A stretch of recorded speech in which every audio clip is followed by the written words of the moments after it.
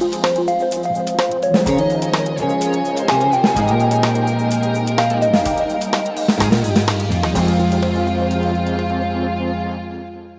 to another edition of Behind the Headlines. We're going to talk about rail corridor redesign today. And the city of Palo Alto for years has discussed and studied redesigning the railway corridor, especially with the upcoming electrification of Caltrain and the probable high-speed rail addition.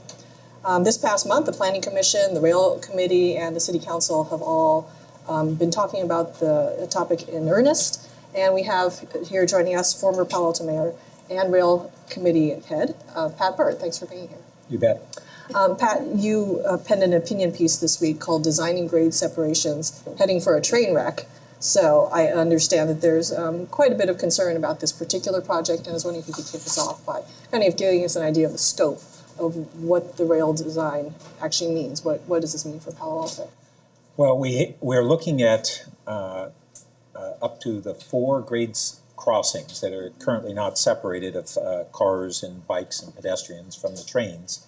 And we're really looking at not the current condition, as bad as they are, but the future of more trains and more cars and more bikes, and the near gridlock that we'll be having in coming years if we don't get grade separations. Yeah, you mentioned the delays right now. I mean, I understand from the report that was released from the staff that, I mean, some of the delays are a minute 15, minute and a half right now. With the addition of more trains because of the electrification, I mean, that could go up. Have there been any estimates on how long people could be waiting at those? No, and I think that the current delays are greater than that. That was one of the things that came up at the community meeting, is that community members said that's just not accurate information. Right. But that's one of the problems. When we had the community meeting, we had a staff and consultant-generated set of questions, and they were all framed around current conditions. And so there were no projections about the real problem, which is what's on the horizon when we get even up to 8, what's more, future 10 trains per hour per direction. So that's 16 to 20 trains per hour. And high-speed rail. Well, yeah. So same corridor. So it's you like, said probably high-speed rail. I'd say Perhaps. possibly high-speed rail. But yeah, word addition. the agreement of the blended system was that Caltrain would have up to 6 trains per hour per direction, and high-speed rail up to 4. So that would be a total of 20 trains. The reality is, even if high-speed rail doesn't come, Caltrain will eventually add more trains because the demand is there. And we are basically dealing with pretty much the same issue, whether it's Caltrain or high-speed rail long-term. Right. So we're looking at separating the roadways from the railway, known as grade separation.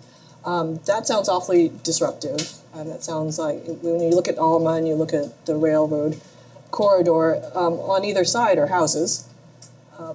Is there some concern about needing to take some of that land in order to reconfigure?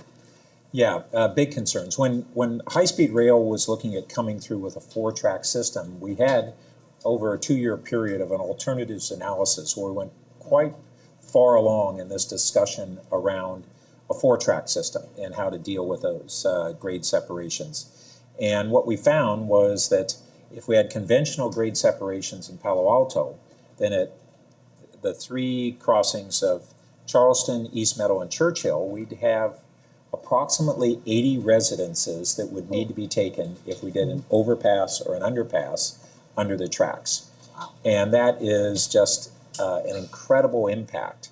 And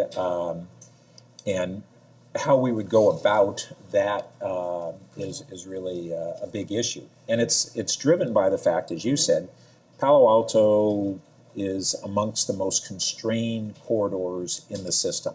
We have a narrower right-of-way than most cities. 80 to 110 feet or so is all. We have housing almost the length of one side, and we have Alma abutting the other side. So if you're going to have, say, an underpass under the tracks, it's not just the homes on East Meadow that would be impacted, but actually on Alma, because you can't have the cars drop off a cliff on Alma to go under. And so it's really complicated. Are the impacts on properties different if you submerge the train or build an overpass for the train tracks as opposed to putting the road over under the train? Because I know trench has been a hugely, well, not hugely, but it's been among the more popular options. And I'm curious if the city was to go ahead with a trench, would it be fewer than 80 properties? Yeah, if it was trench, I don't believe there'd be any properties taken. But The trade-off is the prices. The price. That's right. Although we time flies. So in 2013, I was part of council as we moved into the blended system. We pushed. We had kind of a year of figuring out where 2012 we're figuring out what those impacts, and then we initiated a study with Hatchmont McDonald, and they did a preliminary analysis of the South Palo Alto area, and what we found was really critical is how steep the grade is on that trench. And if it's a 2% grade, then it was about estimated $510 million versus $340 million for underpasses, including the property taking at that time. Now that wasn't the refined engineering analysis, it was a pretty high level. But that's kind of an order of magnitude. Potentially, if we have a steeper grade, which may be permissible, that cost difference would be narrowed even more. But that's part of what needs to be studied. And that would require all sorts of buy-in from Union Pacific or whoever owns the railroad now. I understand there's been some fluctuation there, but there's various regulations that make it difficult to kind of adopt the steeper one. Yeah, but the door is open on that. So as you alluded to, Caltrain and Union Pacific just went into an agreement that they're in the process of moving toward allowing an independent short-haul carrier, meaning a company that would run the freight on that line other than UP. That opens up a lot of flexibility. Frankly, most of that freight doesn't even need to go down south of Redwood City. And so there's a lot of possibilities, and we're not the only city where changes to the freight or even elimination or partial elimination of the freight could have a huge cost impact. It could it affects how deep you'd need to go in a trench, as well as the grade of the trench. So there's all these issues. So it sounds like the bottom line is even if the city does choose to go under with the trains, there's still various options and various design alignments that are available for achieving that, including like the slope, the grade. And so, which kind of brings me to the question. I feel like since this topic kind of gathered steam in 2008, 2009 with a high-speed rail project, I feel like there's been an overwhelming consensus, maybe not total consensus, but a lot of people have been talking about tunnels and trenching. You had the stakeholder group when you were on the council that kind of did a study, which wasn't exactly focused on this, but this was a huge component. It had a lot more to do with east-west connections. And they also kind of favored trench or underground alternative. That was added to the comp plan, which is to imply that that's the city's official vision. So given that all that's been done, why does it seem like the city is preparing to kind of reboot the whole conversation?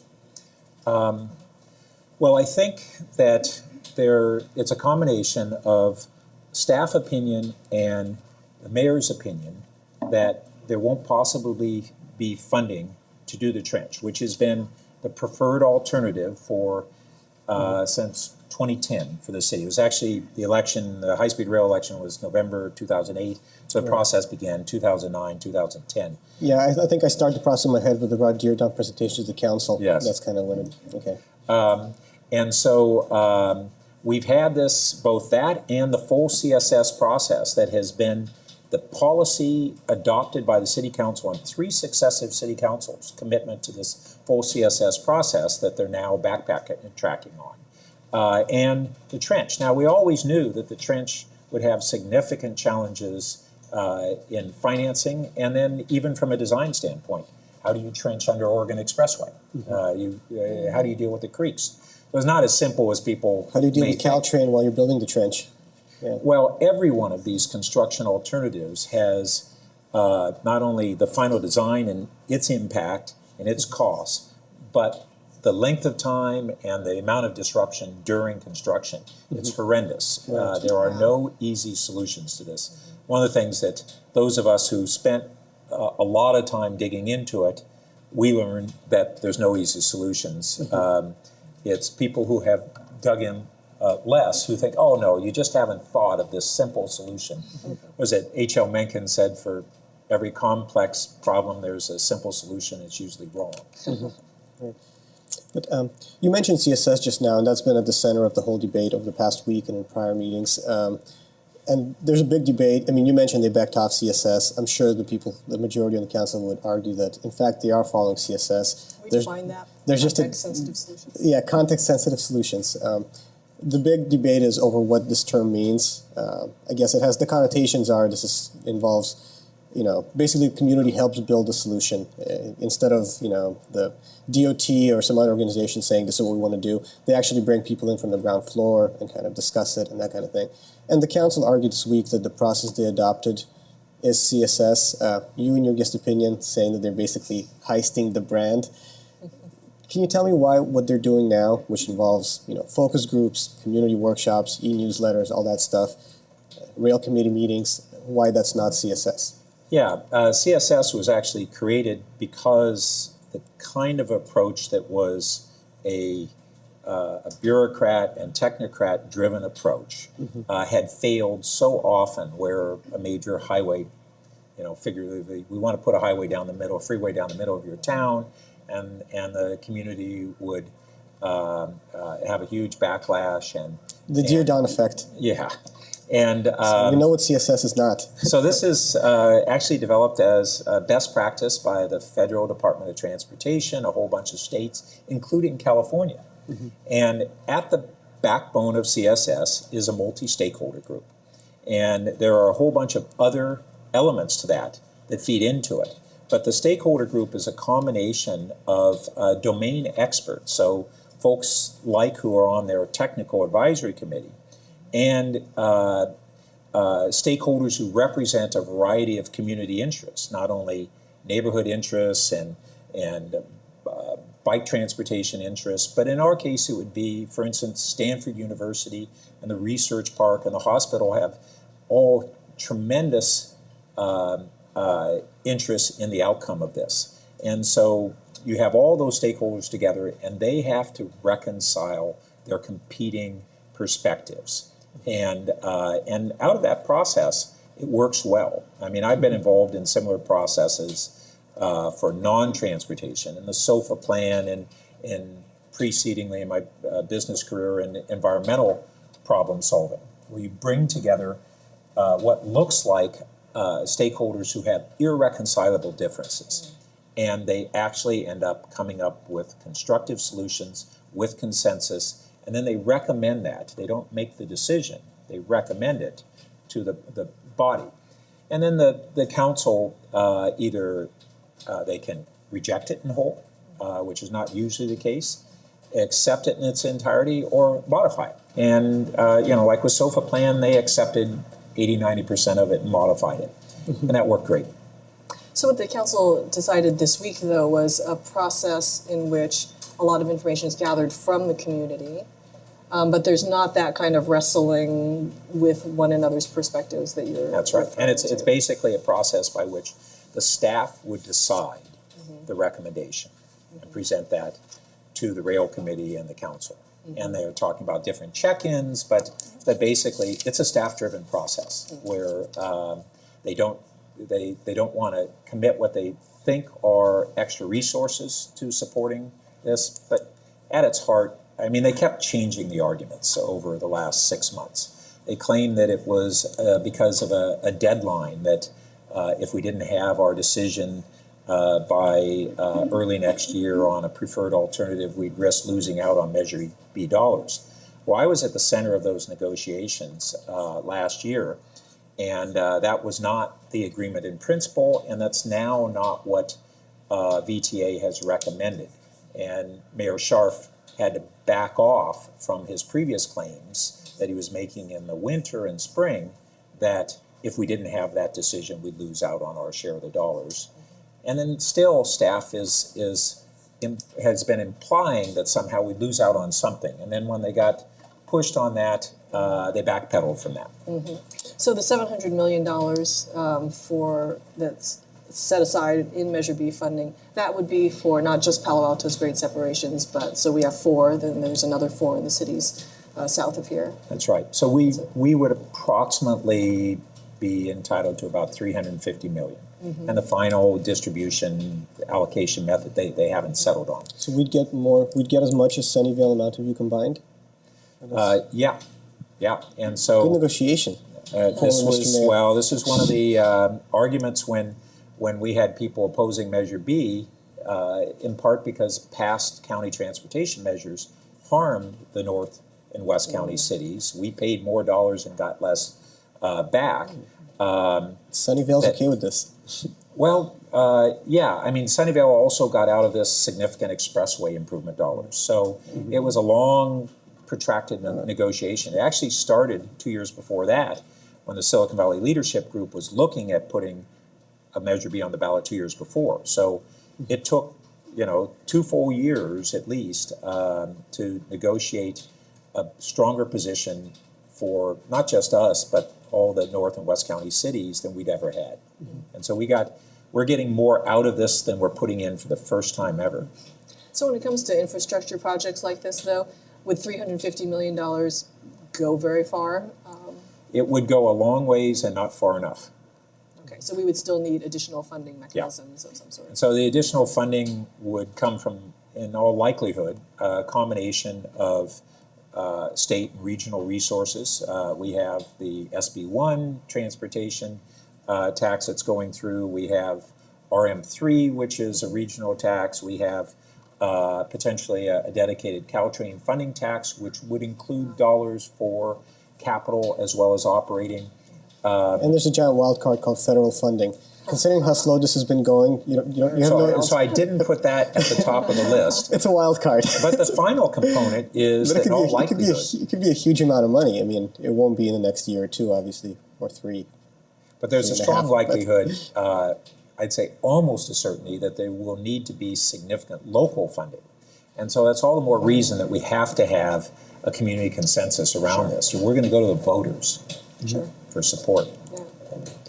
When we're talking about community input, we're right now talking about just Palo Alto. I'm curious about regional cooperation. I mean, I suppose it's theoretically possible that we could have a trench and then we could overpasses and the whole thing could be like a little roller coaster ride going up the peninsula. But how do you ensure that everyone's plans are, working together? So that's part of what we look at all the way back on high-speed rail. But in reality, the way the trains function, it doesn't feel like a roller coaster. If you, for instance, say we had a trench just for South Palo Alto because that worked, it was more feasible, that works well. So we don't have to reconcile. Now, we've had, as some people have been talking about tunnel options, we're now hearing that Menlo Park would put 2 years into designing underpasses, has now pulled back and wants to reconsider a trench. Well, I think part of our process would be to have those discussions. Whether that ends up being the alternative that's adopted in the end, it needs to be within the range of what's seriously considered and analyzed. Mm-hmm. Yeah, because those junctures, if they had a trench, but then we didn't, or vice versa, it's just, you need those connections to work. And it does feel like both cities are kind of at the mercy of the vagaries of the county line, because Palo Alto's dealing with Measure B, which Menlo Park is not a part of at all, but they're like, the line goes right through them. So well, the mercy of the creek as well. That's true. Yes. San Francisco is right there too. Yeah. Is Palo Alto on pace with other cities as far as where they're at in their planning stages? No, we're a bit behind. So both Sunnyvale and Mountain View are further along. And this is one of the arguments that the mayor and the staff had said, well, therefore, that's going to jeopardize our dollars. And that's not what VTA has said. So yes, they are further along. My fear is that going down a process that's going to blow up in 6 to 9 months and have a big community reaction sets us further behind. In my experience in this community, that if you invest in the process correctly, that's the best way to move the ball forward. And that when hubris sets in or shortcutting sets in, we just get these backlashes and we don't build community consensus, which will be necessary for voter support, and we don't save time, we cost time, and it's just short-sighted. Yeah. So how aware, when you've been talking to people in the community, how aware do you think people are that we're at this stage, we're actually talking about, we're having community workshops, we're talking about the problem, the objectives, the evaluation criteria. What's the feeling out in the community? They're just starting to get re-engaged. They're not disengaged. And it's interesting, I'll have people who hadn't been involved with it, who very much will speak up on the subject when I talk to them. Yeah. So it seems like people are warming back up. You know, back when we had the 4-track high-speed rail, there was an incredible amount of engagement. And so I think it won't be very long before we have that. The first community meeting had 150 people show up, and we were less engaged than we are now. So it'll start percolating. It's hard to kind of predict. Yeah. And what kinds of people are turning out? I mean, my assumption is that it's definitely going to be involve the people who are along the rail corridor, who have the greatest interest in this. Greatest, but it's broader than that. I mean, there are people who are looking at, you know, this is our whole transportation grid across the community. It's really critical for those who are looking at alternative transportation and bike and ped and school children. I mean, we have just massive numbers of kids crossing these tracks every morning. And so getting a safer approach there, even with track security and the whole Project Safety Net ties into this as well.